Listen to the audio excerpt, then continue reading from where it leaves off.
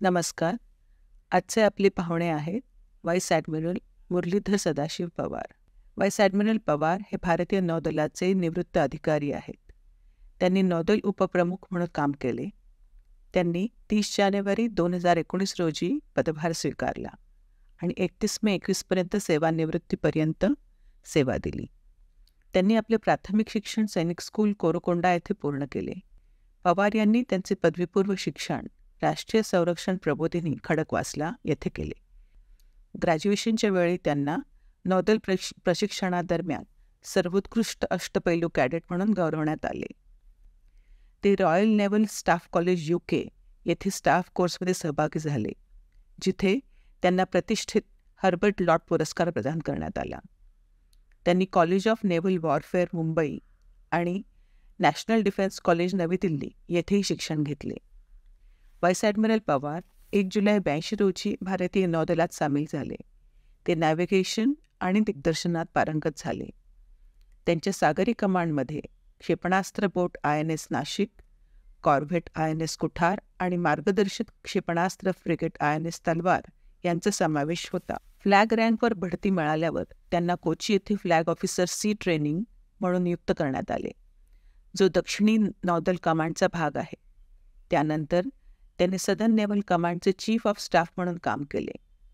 त्यांची महाराष्ट्र आणि गुजरात नौदल क्षेत्राचे कमांडिंग ध्वज अधिकारी म्हणून नियुक्ती करण्यात आली, जिथे ते 2 महत्त्वाच्या सागरी राज्यांच्या सुरक्षेसाठी जबाबदार होते आणि युनिट्सच्या संख्येनुसार भारतीय नौदलाच्या सर्वात मोठ्या लढाऊ फॉर्मेशनचे त्यांनी नेतृत्व केले. महाराष्ट्र आणि गुजरात नौदल क्षेत्राचे 2 भाग करण्यात आले आणि त्यांना गुजरात नौदल क्षेत्राचे पहिले ध्वज अधिकारी म्हणून नियुक्त करण्यात आले. 1 डिसेंबर 2015 रोजी व्हाईस ॲडमिरल म्हणून बढती मिळाल्यावर त्यांना प्रोजेक्ट सीबर्डचे महासंचालक म्हणून नियुक्त करण्यात आले, जो भारतातील सर्वात मोठ्या संरक्षण पायाभूत प्रकल्पापैकी एक होता, ज्यामुळे INS कदंबाची निर्मिती झाली. त्यानंतर त्यांनी मुख्यालय ईस्टर्न नेव्हल कमांडमध्ये चीफ ऑफ स्टाफ म्हणून पदभार स्वीकारला. व्हाईस ॲडमिरल पवार यांना जानेवारी 2021 मध्ये परमविशिष्ट सेवा पदक, मे 2016 मध्ये अतिविशिष्ट सेवा पदक आणि जानेवारी 2010 मध्ये विशिष्ट सेवा पदक प्रदान करण्यात आले. दरवर्षी 4 डिसेंबरला होणारा नेव्ही डे हा कार्यक्रम भारतीय नौदलाचे योगदान व राष्ट्रीय व आंतरराष्ट्रीय स्तरावरील कामगिरीची दखल घेतो. यंदा हा कार्यक्रम पहिल्यांदाच भारतीय नौदल मुख्यालयाच्या बाहेर सिंधुदुर्ग येथे पार पडला. हा कार्यक्रम सिंधुदुर्ग येथे घ्यावा ही कल्पना व्हाईस ॲडमिरल पवार यांची होती. त्यांच्या संकल्पनेनेच या कार्यक्रमात छत्रपती शिवाजी महाराज भारतीय नौसेनेचे जनक हा विषय घेऊन प्रदर्शनी मांडण्यात आली होती. असे आहेत आपले आजचे पाहुणे व्हाईस ॲडमिरल मुरलीधर पवार. मंडळी नमस्कार, मी समीर पुन्हा एकदा तुम्हा सर्वांचं स्वागत करतो सफर मराठी या तुमच्या आमच्या मराठमोळ्या चॅनलवर. मंडळी, या आधीचा आपला पॉडकास्ट, त्या पॉडकास्टची सफर जी आपण सुरू केली होती ती होती शास्त्रतेज सरसेनापती हंबीरराव मोहिते या पुस्तकाचे लेखक श्री विक्रमसिंह मोहिते सर यांचं त्या पुस्तकाच्या बाबतीत काय मनोगत आहे, त्यांनी त्या पुस्तकासाठी काय श्रम घेतले, हा सर्व विषय आपण त्या पॉडकास्टमधून ऐकलात. त्याच शास्त्रतेज सरसेनापती हंबीरराव मोहिते या पुस्तकाच्या प्रकाशन सोहळ्याला मी ज्यांना भेटलो आणि ज्यांचे विचार ते ऐकून मी मनापासून प्रभावित झालो, तर आज तेच मराठमोळं व्यक्तिमत्व आपल्या सोबत आहेत. व्हाईस ॲडमिरल श्री मुरलीधर पवार सरांचं मी इथे मनापासून स्वागत करतो. सर नमस्कार. नमस्कार. नमस्कार सर. त्या दिवशी तुम्ही सुरुवात अशी केली की बाबा मला मराठी तेवढं येत नाही, जर काही चुका झाल्या तर माफ करा, पण तुम्ही इतकं अस्खलित मराठी बोललात. जसं पाण्यातील माशाला त्याची आई काही पोवायला शिकवत नाही, ते मराठीचं जर एकदम शिक्षण फॉर्मल शिक्षण झालं नसलं तरी मातृभाषा म्हटलं की थोडाफार सराव असतोच. सर अर्थातच. सर म्हणजे मी तुम्हाला प्रथमतः पाहिलं तो दिवस होता शास्त्रतेज सरसेनापती हंबीरराव मोहिते या अप्रतिम अशा कॉपी टेबल पुस्तकाच्या प्रकाशनाचा. हे पुस्तक मी तेव्हा वाचलं नव्हतं, पण आता त्या पहिल्या पॉडकास्टपासून आत्तापर्यंतच्या दरम्यान ते पुस्तक मी संपूर्णपणे वाचलं आणि मी खरंच प्रभावित झालो.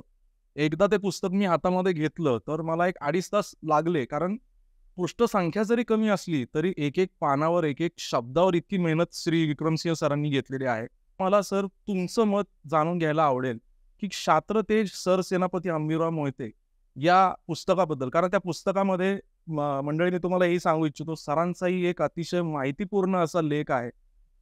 ते पुस्तक एकदम आउटस्टँडिंग आहे आणि तुमच्या मताशी मी संपूर्णपणे सहमत आहे. या पुस्तकाचा व्याप आढावा खूप हजारो वर्षांचा आहे. हजारो वर्षाचं जे भारतातील राजनीतीचे जे सिद्धांत आहेत त्यांच्या सगळ्यांचं सार किंवा अर्क ठासून ठासून त्या पुस्तकात भरलेलं आहे आणि प्रत्येक पान आपल्याला काहीतरी सांगून जातं. अशा पुस्तकाची एकदम अत्यंत गरज होती आजच्या पिढीला, कारण त्यांच्याकडे एवढा वेळ नसतो आणि एवढा इंटरेस्टही नसतो मोठमोठ्या कादंबऱ्या वाचायचा. तर हे सचित्र, संक्षिप्त आणि 5,000 वर्षाचा आपली जी परंपरा आहे राजनीतीची, बृहस्पतीपासून महाभारतातील शांती पर्व, कौटिल्य नीती आणि अलीकडेच अगदी संभाजी महाराजांच्या बुधभूषण या ग्रंथापर्यंत त्याचा जो मागोवा घेतलेला आहे राजनीतीच्या सिद्धांताची जी तत्वे आहे ते सगळं त्याच्यामध्ये ठासून भरलेलं आहे. आणि मला वाटतं आजच्या आपल्या इतिहासाच्या ज्ञानात हे नक्कीच भर घालेल. नक्कीच कुठल्याही इतिहासप्रेमीच्या संग्रहात असावं असं हे पुस्तक आहे असं मला वाटतं. धन्यवाद सर. मी तुमच्या मताशी पूर्णपणे सहमत आहे सर. आणि हे क्षात्रतेज हे पुस्तक हे जे आहे हे यातून सर्वांनाच काही ना काहीतरी घेण्यासारखं आहे असं माझं प्रामाणिक मत आहे. याबद्दल तुम्हाला काय म्हणायला आवडेल? हे पुस्तक स्त्रियासाठी, पुरुषासाठी, बालक वर्गासाठी, विद्यार्थी वर्गासाठी, कॉलेजच्या विद्यार्थ्यांसाठी, शिक्षकांसाठी, प्रोफेसरसाठी आणि सर्वात मोठी गोष्ट म्हणजे आजकालचे जे राजकर्ते आहेत ज्यांचा विषय राजनीती असायला पाहिजे, जे स्ट्रॅटेजिस्ट आहेत आमच्यासारखे मिलिटरी प्रोफेशनमध्ये जे लोक आहेत आणि याच्या व्यतिरिक्त बिझनेसमध्ये, कॉर्पोरेट वर्ल्डमध्ये प्रत्येकाला काहीतरी सांगून जाण्यासारखे याच्यात सिद्धांत आहेत आणि ह्या सगळ्या घडलेल्या गोष्टी सांगितलेल्या आहेत त्याच्यामध्ये. त्याचप्रमाणे आजच्या पिढीला पोषक जे स्ट्रॅटेजिक थॉटमध्ये, पॉलिटिकल थॉटमध्ये आणि स्टेट क्राफ्ट, आपल्या पॉलिटिकल लीडर्स किंवा फॉरेन सर्व्हिसचे ऑफिसर्स वगैरे आहेत आणि आपल्या स्टेट क्राफ्टची हिस्ट्री, त्याचा इतिहास काय, तत्वे कुठली त्याच्यातली, हे सगळं त्यांना या पुस्तकाच्या मध्ये जे नमूद केलेलं आहे हे सगळं त्यांना उपयोगी पडेल असं मला वाटतं. तर याचा एक पर्टिक्युलर वर्ग नाही, हे पुस्तक सर्वांसाठी आहे. खेड्यातील माणसासाठी आहे, सिटीमधल्या माणसासाठी आहे आणि सर्व मराठी माणसांनाच नाही पण भारतातील सर्व नागरिकांना अभिमान वाटावा असं हे पुस्तक आहे. नक्कीच नक्कीच नक्कीच सर. सर, शहाजी महाराज हे स्वराज्य संकल्पक म्हणून ओळखले जातात आणि त्यांच्या स्वराज्याची संकल्पना त्यांचे सुपुत्र छत्रपती शिवाजी महाराज यांनी प्रत्यक्षात आणली. हे छत्रपती शिवाजी महाराज करू शकले ते सह्याद्री, स्वराज्याची प्रेरणा आणि समुद्र या 3 गोष्टींमुळे असं सर्वांचं एक सामान्य मत आहे. तर स्वराज्य निर्मितीमध्ये समुद्र, सागरी किनारा आणि पर्यायाने मराठा आरमाराचं काय महत्त्व होतं आणि जसं छत्रपती शिवाजी महाराजांना the father of Indian navy म्हणून देखील ओळखलं जातं सर. तर याबद्दल मला तुमचं मत जाणून घ्यायला आवडेल की तत्कालीन परिस्थितीमध्ये म्हणजे स्वराज्याच्या प्रारंभीच्या काळामध्ये सामरिक महत्त्व समुद्राचं, सागराचं सामरिक महत्त्व आणि सागरी, त्याच्यामध्ये समुद्र किनारे देखील आले, त्याच्यामध्ये सागरी दुर्ग देखील आले आणि एकंदरीत शिवरायांची मराठा आरमार नीती कशी होती आणि त्याचं स्वराज्यामधलं सामरिक महत्त्व काय होतं हे मला तुमच्याकडून जाणून घ्यायला आवडेल. मराठ्यांच्या आरमाराबद्दल सांगायचं म्हटलं तर आणि समुद्र किनाऱ्यावर बद्दल सांगायचं म्हटलं तर आपल्याला माहीत आहे की महाराजांना जी पुण्याजवळची जहागीर मिळाली तिला समुद्र किनारा नव्हता. अशा परिस्थितीत छत्रपतींना आरमार उभारण्यासाठी काय दिव्य करावं लागलं असेल ते आपण कल्पना करू शकत नाही. तलवारीच्या ताकदीवर त्यांनी समुद्र किनारा संपादन केला आणि आरमाराची बांधणी करायला सुरुवात केली 1657 साली. 1656 साली जावळी प्रांत काबीज केल्यानंतर त्यांचा संबंध हबसाण प्रांताशी आला. हबसाण म्हणजे कोण? हबशी लोकांचा जो इलाका आहे त्याला हबसाण म्हणतो. हबशी हबशी म्हणजे इथिओपियातून आलेले हे सिद्धी लोक, काळी लोक, त्यांना ॲबिसिनियन्स, हबशी आणि हबसाण प्रांत. आणि साहजिकच होतं की चंद्रराव मौर्यांची जावळी काबीज केल्यानंतर सिद्धींचा आणि त्यांचा टकराव होणे हे स्वाभाविक होतं. पण त्याच्याही पलीकडे जाऊन व्यापारिकदृष्ट्या आणि समुद्रावर एक सामरिक खोली किंवा स्ट्रॅटेजिक डेप्थ आपण म्हणतो, त्यासाठी शिवरायांनी अचूक हेरलं होतं की आपल्याला आरमार पाहिजे.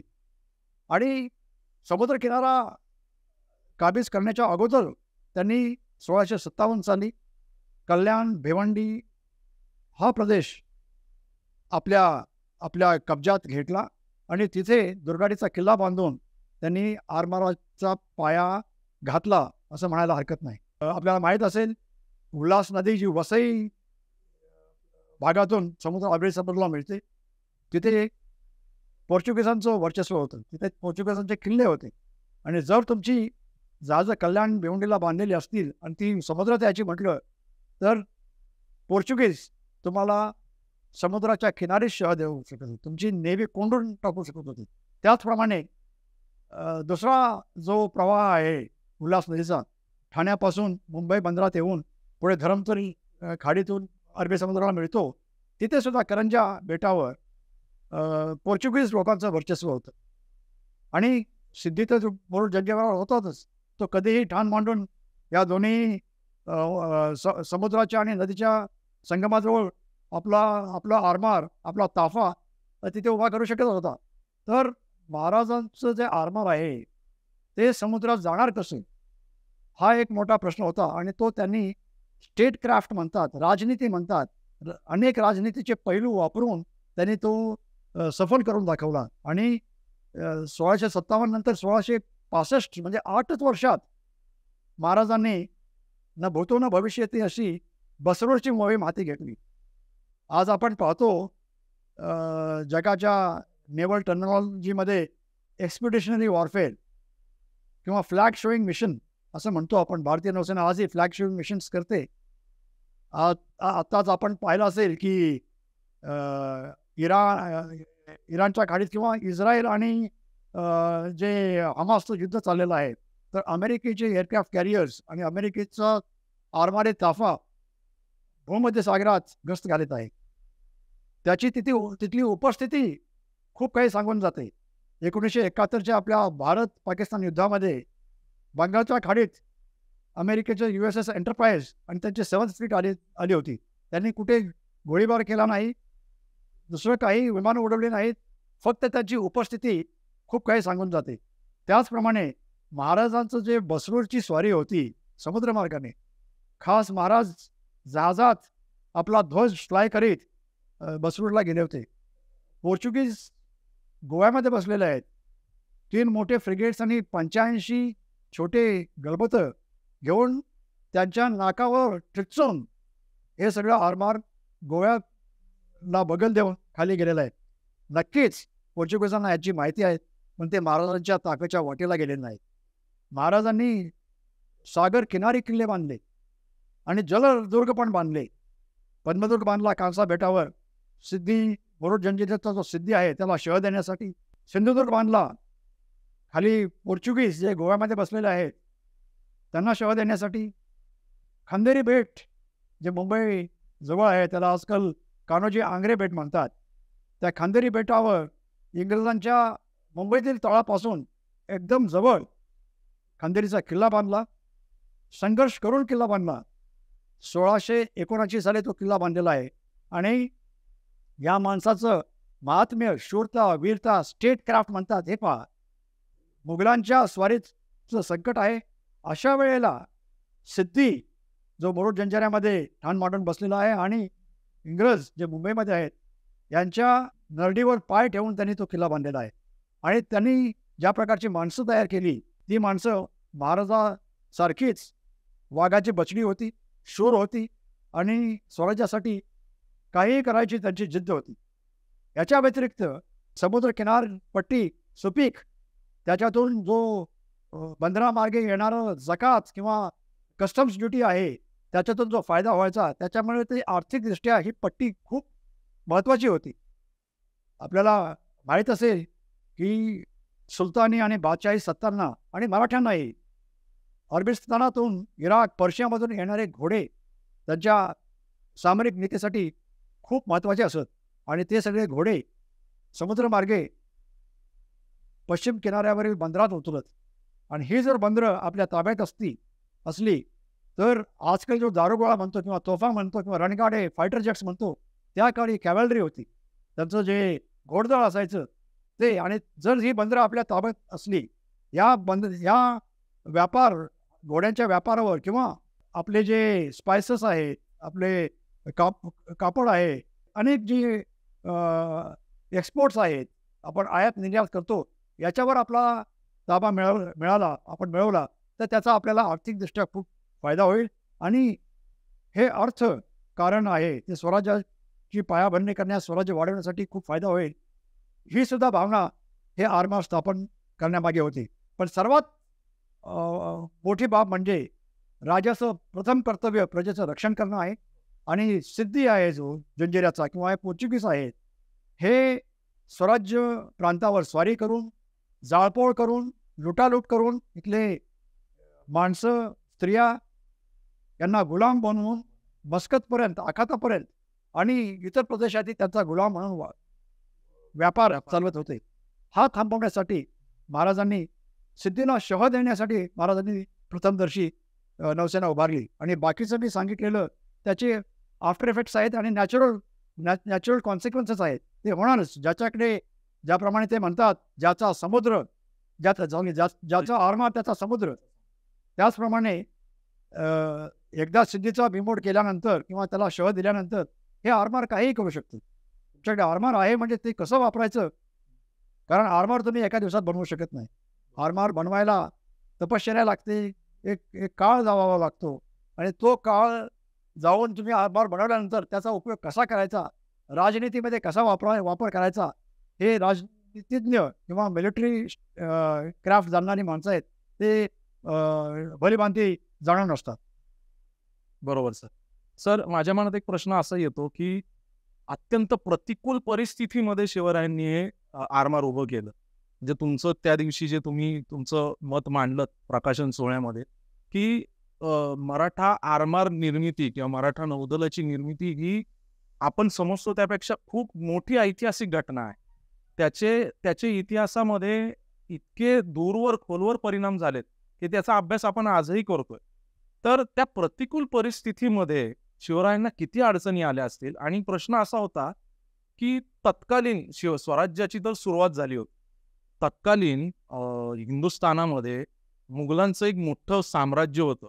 म्हणजे जर मॉनेटरी पॉइंट ऑफ व्ह्यूने बघितलं तर दे वर केपेबल.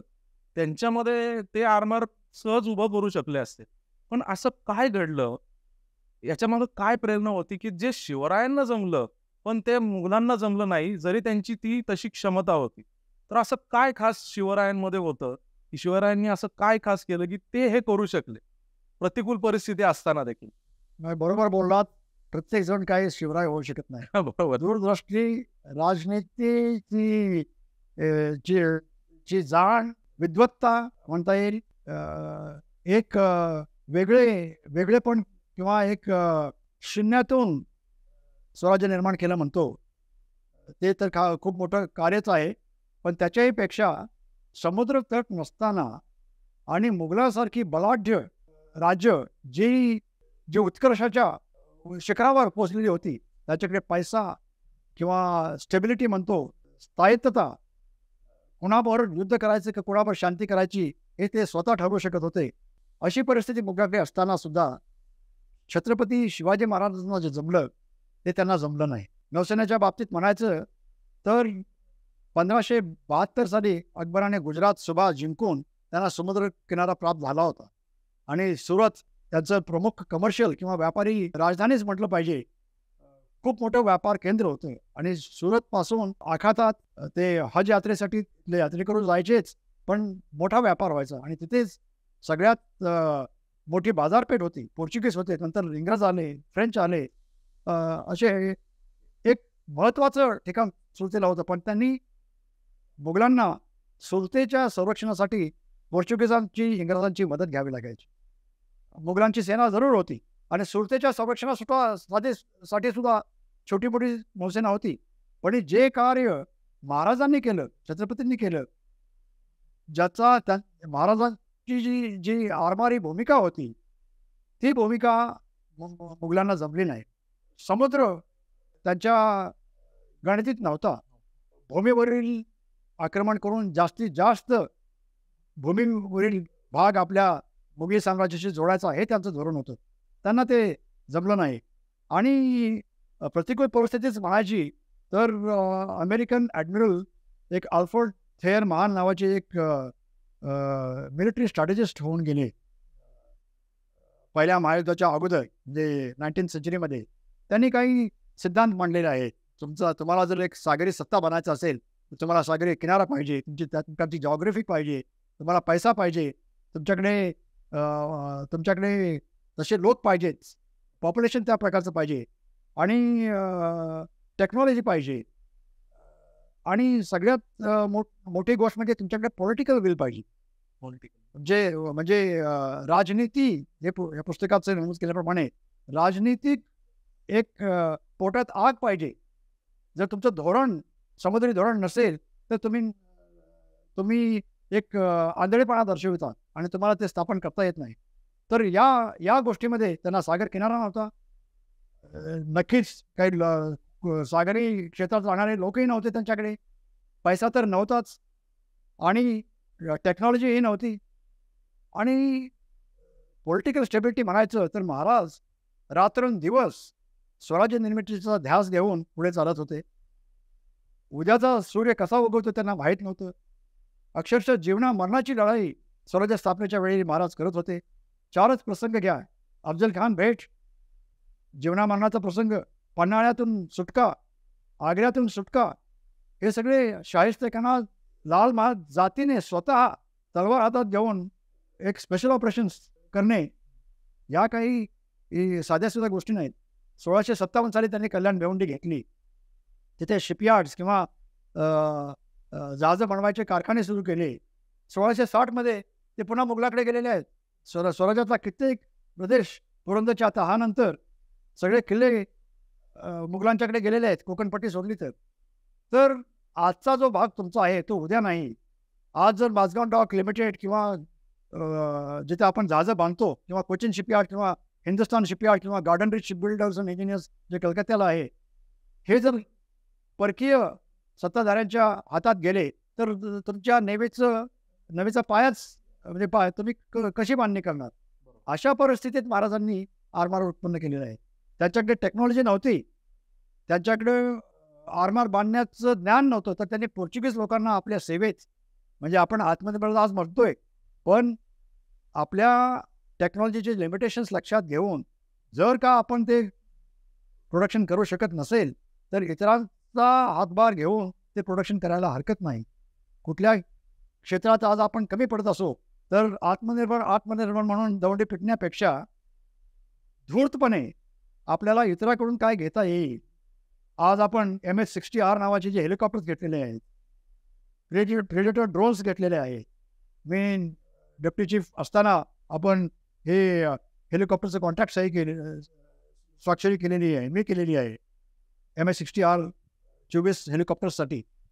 हे गलवाननंतर फक्त 37 दिवसात आपण प्रेडेटर ड्रोन्स 2 भारतीय नौसेनेसाठी आपण अमेरिकेकडून घेतलेले आहेत. आपल्याकडे 12 P-8I विमानं आहेत. अर्थातच आपलं तंत्रज्ञान एवढं प्रगत नसल्यामुळे आपल्याला शिवाजी महाराजांच्या मार्गावरच चालून हे आपल्याला इम्पोर्ट करावे लागले. पण महाराजांनी एक गोष्ट केली, आपली माणसं त्या पोर्चुगीजांच्या हाताखाली ते काम शिकून घेण्यासाठी ठेवली आणि पुन्हा आपल्या धर्माचा वारसा सांगून पोपची शपथ घालून पोर्चुगीज सत्ताधाऱ्यांनी ते पोर्चुगीज शिपराईट्स किंवा सुतार महाराजांच्या कल्याणपासून परत बोलावून घेतले. त्यानंतर सुद्धा महाराजांनी आरमार बांधणं चालू ठेवलं, कारण जे सुतार त्या पोर्चुगीजच्या हाताखाली काम करत होते ते शांतपणे सर्व काही शिकून घेत होते. यालाच आपण रिव्हर्स इंजिनिअरिंग आजकालच्या युगात म्हणतो. हे सुद्धा करायला ते विसरले नाहीत. 1482 साली एक एक ट्रिटी झाली, त्याला म्हणतात ट्रिटी, तह झाला युरोपमध्ये झाला तो, ट्रिटी ऑफ टॉर्डेसिलस म्हणतात त्याला. पोर्चुगल आणि स्पेन या दोघांनी या समुद्री सत्ता त्या काळच्या, म्हणजे महाराजांचं जे जे सिंहासनावर राज्याभिषेक झाला त्याच्या आधी 180 वर्षापूर्वी 7 जून 1482 रोजी टॉर्डेसिलस नावाचं जे गाव आहे युरोपमध्ये, पोर्चुगल स्पेनमध्ये, तिथे हा तह झाला. आणि त्यांनी काय केलं, हे जग आहे हे वाटून घेतलं. पूर्वेकडचा भाग, एक अटलांटिक महासागरामध्ये एक रेषा केली आणि त्याच्यातला पूर्वेकडचा भाग पोर्चुगीज आणि पश्चिमेकडचा भाग स्पेन यांनी वाटून घेतला. त्या अनुषंगाने अरबी समुद्र आणि हिंद महासागर आणि इव्हन पॅसिफिक ओशन, प्रशांत सागर महासागर, या सगळ्या पाण्याचा हा भाग आहे तो पोर्चुगीज लोकांकडे आला. आणि रहिमीचं तुम्हाला उदाहरण सांगितलं, त्याच्याबद्दल म्हणतात की रहिमी ही हिंदू राणीची, जी जोराबाई नावाची जी हिंदू राणी होती अकबराची, तिचं हे जहाज होतं. म्हणजे जहांगीरच्या आईचं हे जहाज, पण त्याच्यावर निशाण मुसलमानांचं, हिंदू राणीचं मुसलमानांचं निशाण असलेलं, मालकीचं असलेलं हे जहाज ख्रिश्चन पाण्यामध्ये, कारण पोर्चुगल त्या ट्रिटी ऑफ टॉर्डेसिलस नावाच्या तहाप्रमाणे हिंद महासागर हे आमचं आहे, या म्हणजे हिंदू राणीचं मोगली निशाण असलेलं हे जहाज ख्रिश्चन पाण्यामध्ये पकडलं गेलं कोणी तर या पोर्चुगीज लोकांनी. आणि अशा या सत्तांना महाराजांनी आणि आंग्रेंनी जाऊन पुढे मोठा शह दिलेला आहे, हे आपण विसरून चालणार नाही. आणि त्याबद्दल मला सांगायला आवडेल जर तसा वेळ असेल तर. नक्कीच सर, नक्कीच. 1996 साली मी इंग्लंडमध्ये ग्रीनिच येथे एक रॉयल नेव्ही स्टाफ कॉलेज आहे, तिथे 1 वर्षाचा कोर्स करत होतो. आणि मी राहायला उलिच नावाची एक गाव आहे साऊथ ईस्ट लंडनमध्ये, तिथे राहत होतो. आणि तिथून कॉलेजला जायला मला ते ग्रीनिच मेरिडियन क्रॉस करावा लागायचा. आणि मी राहायचं तिथून जवळच एक टेकडी आहे, त्याचं नाव आहे शूटर्स हिल. आणि त्या टेकडीवर एक स्मारक आहे, त्याला म्हणतात श्रेवेनदुर्ग कॅझल. श्रेवेनदुर्ग म्हणजे तो शब्दभ्रंश होऊन सुवर्णदुर्ग त्याचं ॲक्च्युअल नाव आहे. सुवर्णदुर्ग स्मारक आहे ते. आणि ते बांधलं आहे लेडी विलियम्स यांनी. त्या लेडी विलियम्स कोण होत्या तर कमांडर जेम्स विलियम्स यांच्या पत्नी होत्या. आणि हे commander James Williams east India कंपनीची जी नेव्ही होती, बॉम्बे मेरिन्स, त्याचं जे समुद्री स्वामित्व किंवा सेनापती पद त्यांच्या हाती होतं. आणि 1755 साली सुवर्णदुर्गाची जी लढाई झाली, दुर्दैवाने पेशवे आणि इंग्रज आणि हातमिळवणी करून तुलाजी आंग्रेंना शह देण्यासाठी, त्यांना संपुष्टात आणण्यासाठी ही लढाई केली. आणि तुळाजी आंग्रेंची नेव्ही त्यातून संपूर्ण नष्ट झाली नाही. त्यांनी माघार घेऊन ते विजयदुर्गाकडे गेले. आणि पुन्हा मान्सूनचं वारं वाहू लागल्यामुळे ती मोहीम त्यांना सुवर्णदुर्गानंतर पुढे चालू ठेवता आली नाही. पण कालांतराने हे जेम्स विलियम्स इंग्लंडमध्ये गेले, ते मेंबर ऑफ पार्लमेंट झाले. आणि ते 1784 मध्ये ते वारल्यानंतर त्यांच्या पत्नीने ते स्मारक बांधलेलं आहे. आणि 2005 साली सुवर्णदुर्गच्या लढाईला 250 वर्ष संपूर्ण झाली. तर 2005 साली तिथे एक मोठा समारंभ झाला. आणि त्या आठवणीची ती जपणूक करतात अजूनही. आणि पुढच्याच वर्षी 1756 साली विजयदुर्ग येथे तुळाजी आंग्रेंची नेव्ही पेशव्यांनी आणि इंग्रजांनी ॲडमिरल जेम्स वॅटसन नावाचे एक ॲडमिरल इंग्लंडवरून खास बोलवून घेतले होते. आणि ते नौसेनेच्या आरमाराचं ते नेतृत्व करत होते. आणि लँडिंग फोर्स होता ते रॉबर्ट क्लाईव्ह, ते क्लाईव्ह ऑफ इंडिया म्हणतात, त्यांचा स्टॅच्यू आहे इंग्लंडमध्ये मोठा घोड्यावर बसलेला रॉबर्ट क्लाईव्हचा, ते नेतृत्व करत होते. आणि विजयदुर्गमध्ये मराठ्यांचा आरमार जाळून टाकल्यानंतर हीच सेना ॲडमिरल वॉटसन यांनी क्लाईव्ह कुठे गेलेले आहेत, पूर्व किनाऱ्यावर हुगलीमध्ये पुढच्याच वर्षी 1757 साठी प्लासी, बॅटल ऑफ प्लासी, पळशी म्हणजे बॅटल ऑफ प्लासीची लढाई झाली. सिराजुद्दौलाची तिथे हार करून पुन्हा त्यानंतर बंगालची दिवाणगी आपल्या हातात घेऊन, तो मला वाटतं 1857च्या अगोदर 100 वर्ष इंग्रजांचा एक भात शिजलाय की नाही हे बघण्यासाठी एक चाचपडतं पाऊल होतं. आणि त्यांना कळलं की भात शिजलेला आहे. आपण आता ते म्हणतात ना, शोले पिक्चरमध्ये लोहा गरम आहे हातोडा मारो, त्याप्रमाणे 1757ची जी लढाई आहे ती त्यांनी जिंकल्यानंतर त्यांना मग जाग आली. तर समुद्र सत्तेच्या जोरावरच ब्रिटिशांनी आपला हिंदुस्थान जिंकून घेतला. आणि जर रॉबर्ट क्लाइव्हचा आणि ॲडमिरल वॉटसनचा विजयदुर्गमध्ये पराभव झाला असता तर 1757 झालं नसतं काय, आणि भारताचा इतिहास वेगळा असता. आणि ते आरमार जे 1756 साली विजयदुर्ग ते जाळले, त्याचा पाया महाराजांनी 1657 साली कल्याण भिवंडी ते गाठला होता. हे महत्त्व आहे म्हणजे महाराजांच्या दूरदृष्टीपणाचं. जर आपण बनावट समुद्री सत्ता झालो असतो, कान्होजी अंग्रेंच्या पायावर पाय ठेवून जर आपल्या नौसेनेची व्याप्ती मोठी झाली असती तर कोण जाणे. पण या सर्व जर आणि तरच्या कल्पना आहेत. इतिहासापासून आपण शिकलं पाहिजे आणि हेच शिकलं पाहिजे की शून्यातून स्वराज्य आणि स्वराज्याचा आरमार निर्माण करता येतं आणि समुद्रावर ते बनाढ्य समुद्री सत्तांना शह देऊ शकतं. आपण कधीही एक अंडर कॉन्फिडेंट कमी आत्मविश्वासचं धोरण बाळगलं नाही पाहिजे. सर, खूपच अपरिचित माहिती मिळाली. विशेषतः सुवर्णदुर्गाचा जो काही तुम्ही उल्लेख सांगितला, त्याचा नावाचा अपभ्रंश होऊन लेडी विल्यम्स, त्या ज्या विल्यम्स होत्या त्यांनी तिथे जे उभारलं, ही खूपच अपरिचित माहिती आहे. ही तुम्ही त्या दिवशी सांगितली होती व्याख्यानामध्ये आणि ती मला परत ऐकायला मिळाली. हे खरंच मला अत्याधिक आनंद होतोय. सर, मला हे विचारायचं होतं की शास्त्रतेज हे कॉफी टेबल बुक वाचताना विशेष त्याच्यामधला एक भाग शिवरायांच्या दक्षिण दिग्विजय मोहिमेवरती सादर केला गेलाय. सर, मी तो दक्षिण दिग्विजय मोहीम ही प्रत्येक इतिहासाच्या विद्यार्थ्यांसाठी एक अतिशय वाचनीय, अतिशय ऊर्जा देणारी अशी ती घटना आहे. तर ते शास्त्रतेज या पुस्तकामध्ये ते वाचताना मला एक गोष्ट जाणवली सर, ज्याचा प्रश्न तुमचं जे क्षेत्र आहे सध्याचं त्याच्याशी निगडीत आहे. कारण दक्षिण दिग्विजय मोहीम म्हटलं की सर्वात पहिला शब्द मनामध्ये येतो की नियोजन. आणि तुम्ही ज्या क्षेत्रामध्ये आहात सर, म्हणजे नौदल क्षेत्रामध्ये, मला वाटतं त्याच्यामध्ये शिस्त आणि नियोजन याला खूपच महत्त्व आहे. तर तसंच महत्त्व शिवरायांनी, अर्थात ती दक्षिण दिग्विजय मोहीम, त्याच्यामध्ये त्या मोहिमेचं नेतृत्व सरसेनापती अंबिराव मोहिते यांनी केलं होतं. की कुतुबशहाला देखील कल्पना नव्हती की त्याच्या क्षेत्रामध्ये आणि तिथून पुढे महाराज जात आहेत, त्याला देखील कल्पना नव्हती की छत्रपती शिवरायांचा या मोहिमेमागचा एक प्लॅन काय आहे, की उद्देश काय आहे. तर हे सर्व नियोजन आणि तुमचं जे क्षेत्र आहे त्याच्यामध्ये देखील नियोजन. तर शिवरायांच्या या नियोजन कौशल्याबाबतीत तुमचं काय मत आहे, जे तुमच्या क्षेत्राशी निगडीत आहे? नियोजन म्हटलं की दक्षिण दिग्विजयाबद्दल संक्षिप्त माहिती विक्रमसिंग मोहिते यांनी या पुस्तकात एकदम सुरेख रीतीने दिलेली आहे आणि ते जरूर वाचावं. म्हणजे मी मगाशी म्हटल्याप्रमाणे तो रस आहे, आर्क आहे, त्यातला जो गाभा आहे म्हणतो ते या पुस्तकात आहे, तो जरूर वाचावा. पण प्लॅनिंग एक इंग्रजीत म्हण आहे, if you fail to plan then you plan to fail. आमच्यासारखे ॲडमिरल लोक दिल्लीमध्ये नौसेना मुख्यालयात किंवा आर्मी किंवा एअरफोर्स मधली किंवा ब्युरोक्रेसीमधली लोक तुम्ही पहा, राज्य चालवायचे किंवा मिलिटरी चालवायची, संपूर्ण वेळ प्लॅनिंगसाठीच असतो.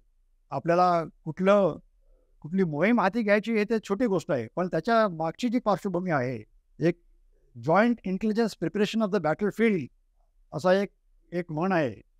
कुठलीही मोहीम हाती घ्यायच्या अगोदर त्याची टेहाळणी करून त्याच्यासाठी कुठलं शत्रूचे स्ट्रॉंग पॉईंट्स कुठले आहेत, वीक पॉईंट्स कुठले आहेत, त्यातल्या पॉप्युलेशन, तिथले जे लोक आहेत यांच्यामध्ये काय भावना आहे, तिथलं वातावरण कसं आहे, वेदर किंवा क्लायमेट कसं आहे, आपल्याला कुठले अडथळे येऊ शकतील, लॉजिस्टिक्स आपल्याला किती लागू शकेल, हे सगळं एक नियोजनबद्ध पद्धतीने प्लॅनिंग करून मोहीम हाती घ्यायच्या अगोदर आणि तुम्ही मोहिमेवर गेल्यानंतर तुमचं सेल्फ डिफेन्स, तुमच्या स्वराज्याची जी सुरक्षितता आहे त्यासाठी पर्याप्त मात्रेमध्ये स्वराज्याभोवतीचं वातावरण, इतर ज्या सत्ता आहेत त्यांच्याशी शांतीचे वातावरण, शांतीचे संबंध, हे सर्व शिवाजी महाराजांनी केलं होतं. महाराज जाणून होते की पुढील काळात, भविष्य काळात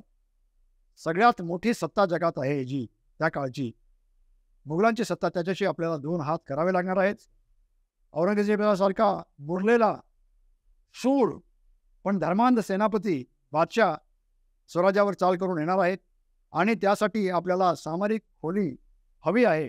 तर ती त्यांनी दक्षिण दिग्विजयाच्या माध्यमातून मिळवली आणि बहरजी नायकांची जी कामगिरी आहे, हंबीरावांची तर आहेच आहे, ते तर तलवार घेऊन सैन्याचं नेतृत्व करत होते, पण जी मशागत करण्यासाठी त्या त्या क्षेत्राची सामरिक मशागत करण्यासाठी intelligence preparation of the battlefield ज्याला आपण आज म्हणतो, इत्थंभूत माहिती काढून सर्वात कमी श्रमात सामरिक लढाया सर्वात कमी करून जास्तीत जास्त फायदा कसा करता येईल. कितीही बळ वापरून मुघलांसारखं 5 लाखाचं सैन्य घेऊन जाऊन तुम्ही कुठलाही प्रदेश पादाक्रांत करून तुम्ही देश वाढवू शकता, पण कमीत कमी खर्चात कमीत कमी बळ वापरून राजनीतीचे अनेक सिद्धांत फॉर्म्युले वापरून जर तुम्ही प्रदेश जिंकत असाल आणि एक सामरिक डेप्थ, प्रदेश जिंकणंच महत्त्वाचं नाही, जो प्रदेश आपलासा करून घेणं हे महत्त्वाचं आहे. त्यासाठी तिथे कारभारी नेमणं, तिथली प्रशासकीय व्यवस्था लावून देणं हे महत्त्वाचं आहे. जर तुम्ही आज 2020 साली तुम्ही पाहिलं असेल की अमेरिका अफगाणिस्तान पळून गेली. अफगाणिस्तान त्यांच्या कब्जात होता, पण त्यांना प्रशासकीय व्यवस्था लावता आली नाही. ते महाराजांनी करून दाखवलं दक्षिण दिग्विजयात. एक गोष्ट समुद्रमार्गाची तुम्हाला आवर्जून सांगतो, आपल्याला माहीत नसेल, मी काही इतिहासकार नाही, पण महाराणी ताराबाई जिंजीला पोहोचले ते राजाराम महाराजांच्या बरोबर नाही गेले. राजाराम महाराज म्हणजे निष्ठत होते. शत्रूचा पाठलाग म्हणजे वाऱ्यासारखा शत्रू पाठलाग करतोय, कधी सापडतायत म्हणजे शत्रूच्या हातात आल्या निष्ठून गेलेले आहेत. आणि येसुबाई महाराजांनी च्या सांगण्याप्रमाणे ताराराणी आणि त्यांचा इतर काफिला राजाराम महाराजांना त्यांनी सांगितलेलं आहे, मुघलांच्या प्रदेशातून स्वराज्यातून या सुरक्षित ठिकाणी ह्या बायकांना हलवा. त्या बायका कशा गेलेल्या आहेत, राजापूरच्या खाडीतून बोटीत बसून समुद्रमार्गाने त्या होणावरला गेलेल्या आहेत आणि होणावरपासून कुशकीच्या मार्गाने जिंजीला गेलेल्या आहेत. ही आहे महाराजांच्या आरमार स्थापन करण्याबाबतची दूरदृष्टी. जर महाराणी ताराराणी साहेब नसत्या, संताजी घोरपडे सारखे बलाढ्य सरदार ज्यांनी औरंगजेबाला ह्या मातीत गाडला, हे शक्य झालं नसतं. मुघल बादशाला चित केलेली मर्दानी मराठी जर कोणी असेल ती ताराराणी आहेत. आणि ताराराणी बोटीत बसून मराठ्यांच्या आरमाराबरोबर सुरक्षिततेने ती तिकडे गेलेली आहे. याला म्हणतात सामरिक खोली. याचा फायदा, सामरिक खोलीचा फायदा कुठल्या रूपाने, कधी आणि कसा झाला, याचं एक ज्वलंत उदाहरण आहे. सर, नुकतंच नौदलाचं चिन्ह देखील त्याच्यामध्ये अष्टकोनी मुद्राशी संबंधित एक चिन्हामध्ये बदल करण्यात आलाय सर. तर त्याबद्दल काय सांगाल सर? कारण ही खरंच एक शिवप्रेमी म्हणून, इतिहासप्रेमी म्हणून आणि एक महाराष्ट्रीय म्हणून तर एक आपल्यासाठी अभिमानाची गोष्ट आहेच. पण तुम्ही नौदलामधले आहात, तुम्ही त्या क्षेत्रामधले आहात सर. म्हणजे शिवाजी महाराज यांची प्रेरणा आजही कितपत लोकांमध्ये आहे? तुम्ही हे पहिले व्यक्ती आहात नौदलामध्ये ज्यांना मी प्रत्यक्ष भेटलं. पण मला मनात नेहमी हा प्रश्न असायचा, आम्ही सामान्य माणसं, आम्ही सामान्य नागरिक, आम्ही जेव्हा टीव्हीवर न्यूजमध्ये बघतो की दूर कुठे आपले सैनिक तिथे छत्रपती शिवरायांचा अश्वारूढ पुतळा, त्याचा ते जयघोष करतायत त्या पुतळ्यासमोर, आणि छत्रपती शिवरायांच्या नावाने जयघोष करताना त्यांच्या चेहऱ्यावर, त्यांच्या मनामध्ये जे काही असे शौर्याचे भाव दिसतात, ते बघून इथे महाराष्ट्रात राहून आमच्यासारख्या सामान्य माणसाने अतिशय असा रोमांच येतो. तर तुम्ही त्या क्षेत्रामधले आहात सर. तुमच्या क्षेत्रामध्ये Chhatrapati Shivaji Maharaj as an inspiration, एक ऊर्जा स्रोत म्हणून त्यांच्याकडे कसं पाहिलं जातं सर? आणि या मुद्रेविषयी, मुद्रेच अष्टकोनीची मुद्रा आहे, त्या चिन्हाविषयी सर तुमचं मत जाणून घ्या. वेल, हे चिन्ह 1 सप्टेंबर 2022 रोजी कोचीन येथे INS विक्रांत जी विमानवाहू नौका आहे, भारतात बनलेली पहिली विमानवाहू नौका आहे, त्याचं उद्घाटन किंवा अनावरण प्रधानमंत्री मोदींच्या हस्ते कोचीन येथे झालं. मी तिथे जातीने हजर होतो आणि त्याच रोजी विक्रांतचं कमिशनिंग करण्याच्या अगोदर 5 मिनिटं भारतीय नौसेनेचा नवीन ध्वज त्याचं अनावरण पंतप्रधानांच्या हस्ते झालं आणि त्या ध्वजावर महाराजांची अष्टकोनी मुद्रा विराजमान आहे.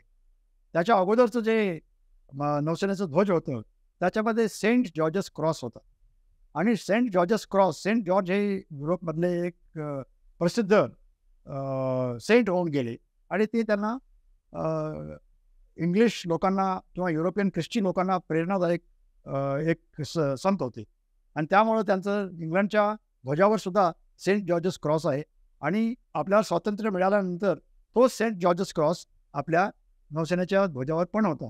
तो सेंट जॉर्ज क्रॉस होता म्हणून काय आपण कमी शूर नव्हतो. 1971ची लढाई भारतीय नौसेनेचा जो दिवस साजरा होतो, ते शौर्य, ती चमक नौसेनेने दाखवलेली आहे, ती त्याच सेंट जॉर्ज क्रॉसच्या ध्वजाखालीच काम करून तो विजय आपण संपादन केलेला आहे. म्हणजे त्या ध्वजामध्ये खूप काही वाईट होतं आणि ते आपल्याला स्फूर्तिदायक होतं असं नाही.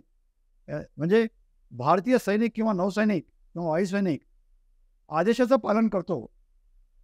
ते स्फूर्ती कुठून येते आहे म्हटलं तर तो त्यांच्या पुढे जो अधिकारी असतो त्याच्याकडून, त्यांचा जे इतिहास असतो त्यांच्याकडून स्फूर्ती येते. पण आपण आज तो सेंट जॉर्जस क्रॉस करून खरे स्फूर्तिस्थान जे महाराष्ट्राचं, भारताचं आहे, छत्रपती शिवाजी महाराज, त्यांना तिथे आपण स्थान दिलेलं आहे. कारण कुठल्याही ध्वजाचं 2 कारणं असतात, 2च कारणं. एक, तो ध्वज दाखवतो की तुम्ही कोण आहात, तुमची आयडेंटिटी काय आहे. आयडेंटिटी, तुम्ही कोण आहात. भारताचा ध्वज जेव्हा असतो ते म्हणतं की हा भारताचा ध्वज आहे. ऑलिम्पिकमध्ये आपण मेडल जिंकतो, आपला ध्वज वर जातो, तिथे चढवला जातो वर स्तंभावर, ते कळतं की हे भारताचा खेळाडू आहे. तुमची आयडेंटिटी. आणि दुसरी गोष्ट म्हणजे तुम्हाला स्फूर्ती देण्यासाठी. आणि छत्रपती शिवाजी महाराज हे असं एक नाव आहे, अशी एक व्यक्ती आहे, मेलेल्या माणसामध्ये जीव आणून मेलेल्या माणसाला जागा करण्याची क्षमता त्याच्यामध्ये आहे. याच्याबद्दल तुम्हाला एक मी उदाहरण देतो. तुम्ही रामायण महाभारत TV पाहत असाल सिरियल. रामायणामध्ये प्रभू रामचंद्र वानरांची सेवा घेऊन लंकेवर चढाई करण्यासाठी जात आहेत. त्यावेळेला ते युद्धगर्जना काय करतायत, हर हर महादेव. तिकडून लंकेमधून रावण त्यांची जी वार क्राय आहे त्याच्या सेनेबरोबर, जय महाकाल, म्हणजे हर हर महादेवच, महादेवाची ती आठवण करून ते त्यांच्यामध्ये स्फूर्ती देत आहे. मराठी ज्या वेळेला लढले महाराजांच्या काळात नंतर सुद्धा हर हर महादेव म्हणूनच लढले. पण आज मराठा लाईट इन्फंट्री जी आहे ती हर हर महादेव म्हणत नाही. का म्हणत नाही, काय म्हणते, श्री छत्रपती शिवाजी महाराज की जय म्हणते. हे कसं झालं, का झालं, ही स्फूर्ती कशी आली. दुसऱ्या महायुद्धातील एक प्रसंग आहे. बॅटल ऑफ केरन नावाची एक इथिओपियामध्ये इटलीच्या विरुद्ध इंग्रजांची लढाई चालली होती आणि तिथे आपली मराठा लाईट इन्फंट्री ब्रिटिशांच्या बाजूने लढत होती. आणि फोर्ट गलाड नावाचा एक किल्ला आहे, त्याच्यावर चढाई करून तो इंग्रजांना जिंकायचा होता, म्हणजे मराठ्यांना जिंकायचा होता इंग्रजांच्या वतीने. 3 वेळा हल्ला करूनही मराठी हारले.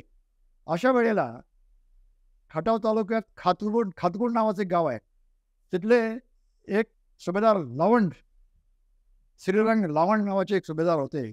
त्यांना कमांडिंग ऑफिसरनी विचारलं की सुभेदार साहेब, हे काही ठीक नाही होत, आपल्याला तो गड घेतला पाहिजे. त्यावेळेला सुभेदार साहेबांनी सांगितलेलं आहे की आम्हाला छत्रपती शिवाजी महाराज की जय म्हणायची परवानगी द्या, आम्ही तो गड घेऊन दाखवतो. ती परवानगी दिली आणि बोल छत्रपती शिवाजी महाराज की जय म्हणून धावा बोलून तो गड इटलीच्या लोकांना पराभूत करून इंग्रजांनी मराठ्यांच्या सैन्याच्या द्वारे तो जिंकलेला आहे. म्हणूनच शिवाजी महाराज एक स्फूर्ती देणारे, हार होत असतानाही त्यांच्यात चैतन्य जागृत करणारे जर एखादं नाव असेल ते महाराजांचं नाव आहे. आणि त्यांची मुद्रा आज आपल्या नौसेनेच्या निशाणावर विराजमान आहे. महाराज म्हटलं की अष्टपैलू व्यक्तिमत्व आहे ते. स्त्रियांच्या प्रती त्याची जी धारणा होती, स्वराज्याच्या प्रती जी जी साधना होती, प्रशासक म्हणून त्याची जी मोठी कीर्ती आहे. आपण महाराज म्हटलं की तलवारबाजी आणि प्रदेश जिंकून मोठमोठ्या शत्रूवर, बलाढ्य शत्रूवर विजय प्राप्त करणं, हा तर भाग आहेच. हा मोठा भाग आहे. पण मला वाटतं त्याही पेक्षा मोठा भाग जर कुठला असेल तर त्याने जी स्वराज्याची घडी बसवली, प्रशासकीय घडी बसवली. महाराज जसे थकले नाहीत, महाराज ज्या प्रकारे रात्रंदिवस अविरहित स्वराज्य स्थापनेसाठी प्रयत्नशील होते. रात्र नाही, दिवस नाही, पावसाळा नाही, उन्हाळा नाही, आरमार बांधत होते. त्याच प्रकारे म्हणजे त्यांना आपण आजकाल म्हणतो ऑपरेशनल फॅटिग, एक दमलेपणा. हा दमलेपणा महाराजांना कधी, कारण ते रात्रंदिवस लढाईच्याच मार्गात होते. कारण तुम्ही जर थोडीशी सूट दिली तर शत्रू तुमच्यावर आक्रमण करून घेणार. त्याच प्रकारे रात्रंदिवस आपले जे नौसैनिक जो सगळा ताफा आहे तो कार्यरत आहे. ते म्हणू शकतील आज की खूप दिवस झाले आपण घरी घरी गेलो नाही किंवा आपण आता थकलेलो आहोत. फक्त त्या चिन्हाकडे बघितलं, महाराजांचं कार्य, त्यांचा पराक्रम लक्षात घेतला. अरे महाराजांनी एवढं मोठं काम केलेलं आहे, आपण त्याच्यापेक्षा एक 100 पटी 1% आपण करू शकत नाही. ही स्फूर्ती देणार आहे. त्याच प्रकारे युद्धासाठी लागणारी जी सामग्रीची जमाजमा आहे, दुर्ग बांधणे, किल्ले बांधणे, त्याच्यामध्ये इन्फ्रास्ट्रक्चर डेव्हलपमेंट करणं. आता मी director general project sea board होतो कारवारमध्ये. जे मोठा तळ, आशिया खंडातील सर्वात मोठा समुद्री तळ जो येतोय त्याचं मी संचालन केलंय 1915 आपलं 2015 ते 17 पर्यंत. आणि तेच आता मागच्या 2 महिन्यात तुम्ही नौसेना अध्यक्ष आहेत, रक्षामंत्री राजनाथ सिंग आहेत, त्यांनी जे उद्घाटन केलेले आहे, एअरक्राफ्ट कॅरियर पियर आहेत, फ्रिगेट पियर आहेत, मोठमोठे जमिनीवरचं जे इन्फ्रास्ट्रक्चर आहे त्याचं उद्घाटन ते आत्ता करतायत. ते इन्फ्रास्ट्रक्चर डेव्हलपमेंट म्हणजे पायाभूत सुविधा डेव्हलपमेंट ज्या प्रकारे महाराजांनी गड आणि किल्ले बांधून, शिपयार्ड्स बांधून केलेलं आहे, ते सुद्धा तुम्हाला म्हणजे हा ध्वज, नौसेनेचा ध्वज फक्त समुद्राच्या पाण्यावरच तरंगत जाऊन जादावर असतो असं नाही. जिथं जिथं नौसेना आहे, नौसेनेचं जमिनीवर INS अश्विनी असू द्या, आपलं हॉस्पिटल आहे, किंवा किंवा ट्रेनिंग शिप किंवा नेव्हल अकॅडमी असू द्या, किंवा INS इंडिया असू द्या, दिल्लीमध्ये जिथं सगळं नेव्हल हेडक्वार्टर्स प्लॅनिंग करतं, ती पायाभूत सुविधा असू द्या, तुमची मनुष्यबळ नीती असू द्या, हे सगळं सगळ्यांना हे प्रेरणादायी ठरतो. तर तुमची आयडेंटिटी, तुमची प्रेरणा देणारं, त्यांच्या पावलावर पावलून त्यांनी जे कार्य केलं, त्यांनी जो पराक्रम केला, त्यांनी जी साधना केली, त्यांनी जे कठीण प्रसंगातून मार्ग काढले, कुठेही विचलित न होता, आपला आत्मविश्वास न हारता जे काम केलं कठीण परिस्थितीत. कारण शत्रूच्या पुढे उभे असताना गडबडगडीत होऊन चालत नाही. नेहमी तुम्हाला स्फूर्ती देणारं एक चिन्ह लागतं. ते तुमच्या ध्वजावर आहे. जिथे जिथे हा ध्वज जाईल, जिथे जिथे भारतीय नौसेनेची शिप जाते, त्या तिथे नौसेनेचा ध्वज आज समुद्रावर आपले सगळे जे नौसेनेचे जे शिप्स आहेत, गस्त घालत आहात, त्याच्यावर भारताचा तिरंगा नसतो, भारतीय नौसेनेचं निशाण असतं. आणि त्या निशाणा भारतीय नौसेनेचा ध्वज असतो. त्याच्यामध्ये एका कोपऱ्यात भारताचा तिरंगा पण असतो. आणि जिथं जिथं भारताची शिप जाईल तिथे तिथं हे ध्वज जातं. आणि तिथे तिथे महाराजांची अष्टकोनी मुद्रा जाते. हे कोणी राजकर्त्यांनी किंवा नौसेना मुख्यालयाने सांगितलेली गोष्ट नसून समाजातूनच एका नौसैनिकांनी हे ध्वजाचं डिझाईन केलेलं आहे. हे महत्त्वाचं आहे. म्हणजे वातावरणात त्या प्रकारची एक भावना होती आणि ती भावना नौसेना अध्यक्षांनी शिरसावंद मानून त्याचा विचार करून ते ध्वज बदललेला आहे. आणि मला वाटतं हे एक चांगलं पाऊल आहे आणि नेहमीच स्फूर्तीदायक ठरेल. मंडळी, हेच विचार सरांचे मी त्या दिवशी त्या छत्रपती सरसेनापती हंबीरराव मोहिते या पुस्तकाच्या प्रदर्शन सोहळ्यात देखील ऐकले. म्हणूनच मला त्या दिवसापासून तीव्र इच्छा होती की आपण या व्यक्तीला नक्की भेटायचं आणि त्यांचे विचार हे आपल्यासमोर या एका विशेष अशा पॉडकास्टद्वारे सादर करायचेच. कारण तुम्ही जर बघितलं व्हाईस ॲडमिरल सरांनी आत्ता त्यांनी जे विचार मांडले त्याची व्याप्ती जर तुम्ही बघितली तर त्याच्यामध्ये कान्होजी आंग्रेंचा उल्लेख आहे. दूरदेशी सुवर्णदुर्गाच्या नावाचा अपभ्रंश झालाय त्याचा देखील उल्लेख आहे. आणि विशेष म्हणजे मला हे सांगावं वाटतं की सर जसं स्वतः म्हणाले, सर काही कोणी इतिहासकार नाहीयेत, त्यामुळे सरांचे हे विचार हे अधिक मला महत्त्वाचे वाटतात. कारण इतिहासकारांचा तर तो अभ्यासाचाच विषय आहे, पण इथे मुद्दा येतो तो शिवप्रेरणेचा. कारण सर काही इतिहासकार नाहीयेत तरी देखील त्यांना शिवरायांच्या कार्याची, शिवविचारांची एवढी माहिती त्यांनी सोबत ठेवली आहे. ती ते त्यांच्या क्षेत्रामध्ये वापरत आहेत, त्याचा प्रसार देखील ते करत आहेत. या त्यांच्या विचारांमुळे मला खास करून सरांना भेटायचं होतं. आणि मी विशेष करून श्री विक्रमसिंह मोहिते सरांचे आभार मानेल, कारण त्यांच्या मदतीनेच आमची ही भेट शक्य झाली. नाहीतर मला सर कधी कल्पना देखील नव्हती, की माझ्यासारखा एक सामान्य माणूस नौदलातील एका एवढ्या एवढ्या अशा वरिष्ठ अधिकाऱ्याशी असं समोरासमोर बसून कधी चर्चा करू शकेल. आम्ही सुद्धा सामान्यच आहोत. तुमच्या तुमच्या आमच्यात जास्त काही फरक नाही. आम्ही एक जो मार्ग निवडला तो आम्हाला सर्वोच्च पदापर्यंत घेऊन झाला, एवढंच एक हे आहे. आणि म्हणूनच मी म्हणतो की महाराष्ट्रातील मुला-मुलींनी नौसेनेत सेवा करण्याबाबत, नोकरी म्हणत नाही मी ती, कारण नोकरीतून तुम्हाला पैसा आणि बिझनेसमधून पैसा कमवायची संधी नाही. पैशाने समाधान मिळतं, नाही पैसा पाहिजेच, पण सेवा वृत्ती आणि देश सेवा करण्यासाठी एक चांगलं साधन आहे आजकालच्या युगात. तरुणांनी याचा नक्कीच विचार करावा आणि नौसेनेच्या सेवेत योगदान आणि देश बांधण्यासाठी योगदान करावं, अशी माझी त्यांना विनंती आहे, सांगणं आहे, अर्जव आहे. सर, नक्कीच तुमचा हा जो काही मेसेज आहे, या संवादाद्वारे, सफर मराठी या चॅनलद्वारे आम्ही आमचा जो काही प्रेक्षक वर्ग आहे त्यांच्यापर्यंत नक्कीच जास्तीत जास्त पोहोचवायचा प्रयत्न करू. सर, खूप वेळ दिलात तुम्ही. तुमचा वेळ अतिशय मौल्यवान आहे आणि एवढा वेळ आम्हाला दिल्याबद्दल मी तुमचे मनापासून आभार मानतो. मनापासून धन्यवाद सर. नमस्कार. आणि सर्वात शेवटी छत्रपती शिवाजी महाराज की जय. शाबास.